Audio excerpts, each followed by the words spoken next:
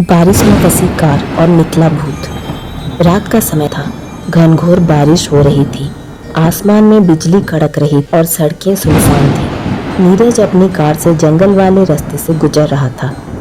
अचानक कार कीचड़ में फंस गया। उसने बहुत कोशिश की लेकिन कार हिली तक नहीं। वह गुस्से और घबराहट में बाहर निकला। चारों ओर अंधेरा और सिर्फ बारिश की आवाज। तभी उसे महसूस हुआ कि कोई पीछे खड़ा है। धीरे धीरे उसने मुड़कर देखा। सफेद कपड़ों में एक औरत, लंबे खुले बाल, चेहरा आधा ढका हुआ। नीरज कांप गया। उसने तुरंत कार का दरवाजा खोला और अंदर बैठ गया। वो औरत धीरे धीरे पास आने लगी। अचानक खिड़की पर जोर से दस्तक हुई। बारिश की बूंदों के बीच उसकी उंगलियों के निशान शीशे पर छप गई। नीरज ने हिम्मत कर खिड़की नीचे की और कांपती आवाज में पूछा कि कौन हो तुम? औरत ने सिर उठाया। उसका चेहरा आधा सड़ा हुआ था, आंखें खून जैसी लाल। वो बर्फ जैसी ठंडी आवाज में बोली, हर साल इसी जगह कोई न कोई फंसता है और मैं उसे अपने साथ ले जाती हूँ। नीरज चीखने ही वाला था कि अचानक कार अपने आप स्टार्ट हो गया।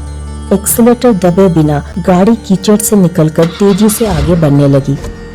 जब उसने मिरर में देखा, वो औरत पीछे नहीं बल्कि पिछली सीट पर बैठी मुस्कुरा रही थी। उसके तो जैसे होश ही उड़ गए। उसे लगा अब उसका बचना नामुमकिन है। बारिश में फंसी कार और निकला भूत पार्ट 2। नीरज का कार बेकाबू होकर बारिश भरी सड़क पर दौड़ रही थी। उसका दिल धड़क रहा था, हाथ कांप रहे थे। उसने धीरे धीरे मिरर में देखा। पिछली सीट पर वही औरत बैठी थी। लंबे बाल भीगे हुए चेहरे पर चिपके थे और उसकी आंखें अंधेरे में लाल चमक रही थी। वो भूत धीमी हंसी और हंसते हुए बोली, भागकर कहाँ जाओगे? ये सड़क तो मेरी है। अचानक कार के अंदर ठंडक फैलने लगी। शीशों पर धुंध जम गई। नीरज ने डर के मारे शीशे पर हाथ फेरा और देखा बाहर कुछ भी नहीं दिखाई दे रहा था। सड़क गायब हो चुकी थी। अब कार किसी अनजान काले रास्ते पर जा रही थी। दोनों तरफ सिर्फ पेड़ जिनकी शाखाएं जैसे खिड़कियों को पकड़ने की कोशिश कर रही थी। नीरज ने डरते डरते पीछे देखा। अब भूत औरत पास आ चुकी थी, अगली सीट पर बैठी। उसके होठों से पानी टपक रहा था जैसे बरसों से डूबी हुई हो। भूत औरत फुसफुसाई, जिस रात मेरी बारात इसी रास्ते में बारिश में फंसी थी, सब लोग मर गए। मैं अब हर साल किसी को अपने साथ ले जाती हूँ। इतना कहते ही कार अचानक रुक गई। इंजन बंद, चारों ओर अंधेरा। नीरज ने दरवाजा खोलने की कोशिश की पर दरवाजा जाम हो चुका था। औरत धीरे धीरे उसकी ओर झुकी। उसकी ठंडी उंगलियां नीरज की गर्दन को छूने ही वाली थी और तभी बिजली चमकी। रोशनी की झलक में नीरज ने देखा कार अब सड़क पर नहीं बल्कि किसी पुराने सूखे कुएं के बिल्कुल किनारे खड़ी थी। बारिश में फंसी कार और निकला भूत पार्ट 3। बिजली की चमक में नीरज ने देखा कि उसकी कार पुराने जर्जर कुएं के बिल्कुल किनारे खड़ी थी। नीचे झांकने पर ऐसा लग रहा था जैसे कुएं की गहराई में अंधेरा ही अंधेरा हो और अंदर से किसी के कराहने की आवाज आ रही हो। पीछे बैठी भूत औरत अब मुस्कुरा रही थी। उसके चेहरे से टपकता पानी धीरे धीरे खून जैसा लाल हो गया। वो बोली, यही मैंने दम तोड़ा था, अब तुम्हारी बारी है। नीरज पूरी ताकत से दरवाजा तोड़कर बाहर निकला, लेकिन बाहर कदम रखते ही उसे लगा जैसे जमीन नरम हो रही है।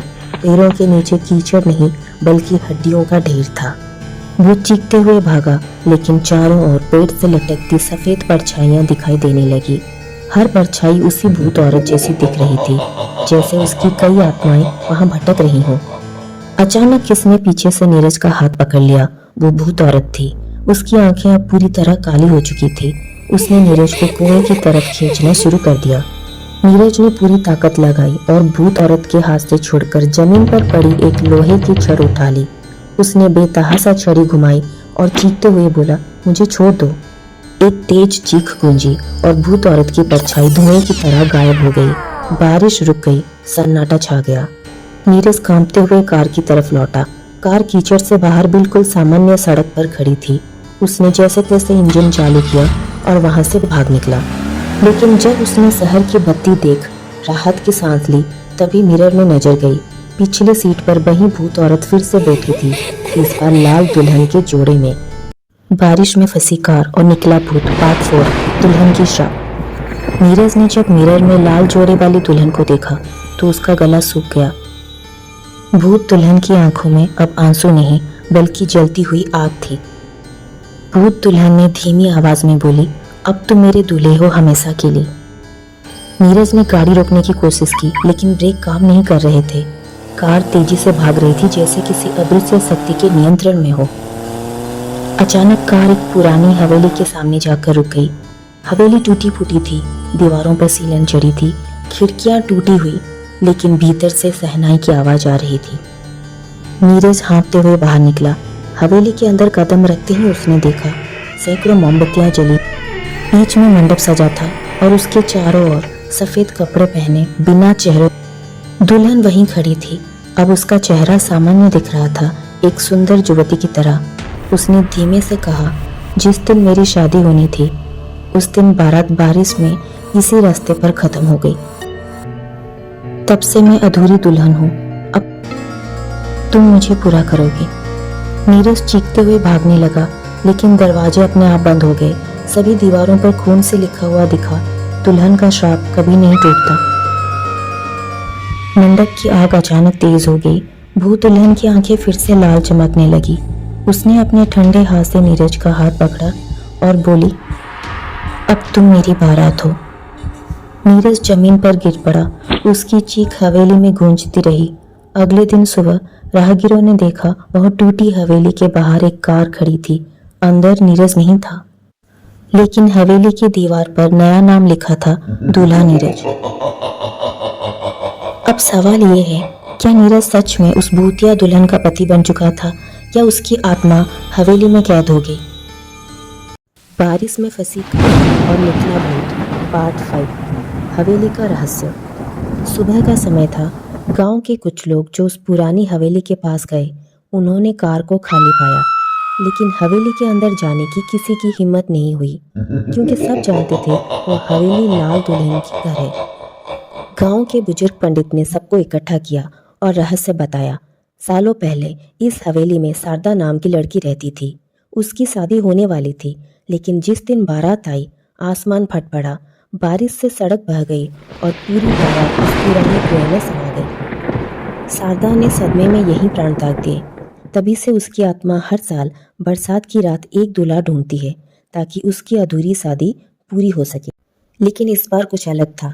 पंडित ने कांपते हुए कहा, जिसके नाम को हवेली की दीवार पर लिखा जाता है, वो इंसान कभी वापस नहीं आता। वो दुल्हन की बारात का हिस्सा बन जाता है।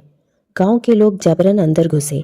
हवेली के भीतर वही मंडप सजा था, लेकिन अब वहां दुल्हन अकेली नहीं थी। उसके बगल में एक दूल्हा भी बैठा था, लाल सफा शेरवानी और चेहरा नीरज का। नीरज की आंखें पूरी तरह खाली थी, जैसे उसकी आत्मा कहीं गुम हो गई हो। दुल्हन मुस्कुराकर बोली, अब मेरी शादी पूरी हो गई, लेकिन मेरा श्राप अभी बाकी है। जब तक हर साल एक नया दूल्हा नहीं आएगा, ये मंडप बुझ नहीं सकता। हवेली हिलने लगी, मोमबत्तियां बुझ गई और दरवाजा अपने आप बंद हो गया।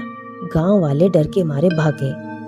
आज भी जब बरसात की रात होती है और कोई कार उस रास्ते से गुजरती है, तो हवेली के भीतर शहनाई की आवाज सुनाई देती है।